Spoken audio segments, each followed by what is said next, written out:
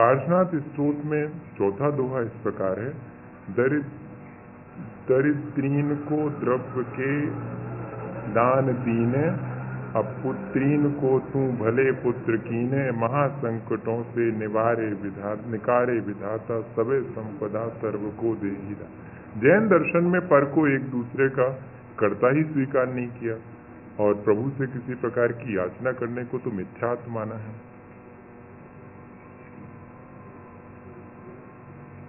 ये प्रश्न तो ये है इनका एक्चुअली। हमारे यहाँ पर भक्ति का कॉन्सेप्ट जैसा आप कह रहे हैं वैसा ही है, लेकिन थोड़ा सा उसमें आप थोड़ा सा ब्रॉड होकर के थोड़ा सोच लीजिएगा। 2 लाइनें हैं, उन पर अपन विचार करें। मोरी तो से बनी ताते करत पुकार। ठीक है ना, भगवान मेरा काम तो आपसे होने वाला है, आप ही करोगे और आप ही को सब करना है। एक ये भी बोलते हैं और एक लाइन ये भी बोलते हैं उसी के साथ में कि मुझ कारज के कारण हुआ। दोनों को हम समन्वय करके चलते हैं। एक तरफ जब हम स्तुति करते हैं तो भगवान को ही सब कुछ मान करके और अपने को समर्पित करके श्रद्धा की भाषा में बोलते हैं कि जो कुछ भी होगा आपकी कृपा के बिना नहीं होगा। जब हम भगवान की कृपा मानते हैं तो मानिएगा वहां भी हमारे भीतर यही ध्यान रहता है कि भगवान नहीं करेंगे, लेकिन मैंने किया ये अहंकार ना आ जाए। इस अहंकार को तोड़ने के लिए जरूरी है कि आप ही ने किया, मैं क्या कर सकता। वास्तव में बात ये थी, विनोबा की माँ जब दही जमाती थी तो भगवान का नाम लेती।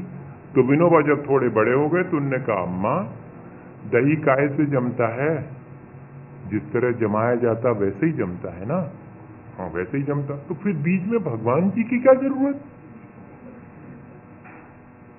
नाम काहे को लेती, क्या भगवान जी जमाते हैं क्या आकर के? अच्छा जमाते हैं अगर तो दूध को ऐसे ही जमा देना चाहिए उनको दही, हम उसमें कोई प्रक्रिया नहीं करें और जम जाना चाहिए। तो माँ ने क्या जवाब दिया, बेटे मैं दही जमाती हूँ, ये अहंकार ना आ जावे, इस अहंकार से बचने के लिए मैं भगवान का नाम ले लेती हूँ कि मैं कौन होती हूँ।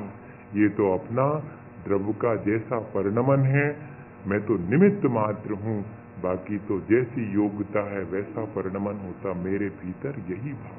तो हमारी भक्ति के भीतर भी यही भाव, तब तो हम क्लियर करते हैं, भगवान से भी क्लियर करते कि भगवान धोखे में न रही हो कि तुम कर रहे हमाओ काम। मुझ कारज के कारण सु आप, कार्य तो मेरे भीतर होगा, कारण आप बनोगे, सिर्फ इतना ही है।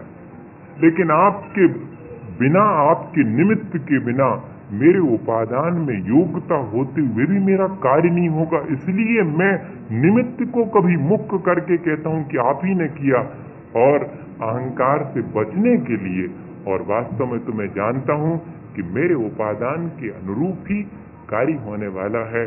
कितने लोग हैं भगवान के दर्शन करते हैं भैया, जिसके अंदर जैसी क्षमता है वैसा ही। कितने बच्चे हैं एक साथ स्कूल में पढ़ते हैं, एक ही गुरुजी पढ़ाते हैं, लेकिन कोई फर्स्ट डिवीजन आता है, कोई थर्ड डिवीजन आता है, कोई गोल्ड मेडल भी ले लेता है। क्यों? जिसका जितना योग्यता होगी उस निमित्त के माध्यम से उतना ही करेगा। तो अपने यहाँ पर भक्ति इसी उद्देश्य से की जाती भैया।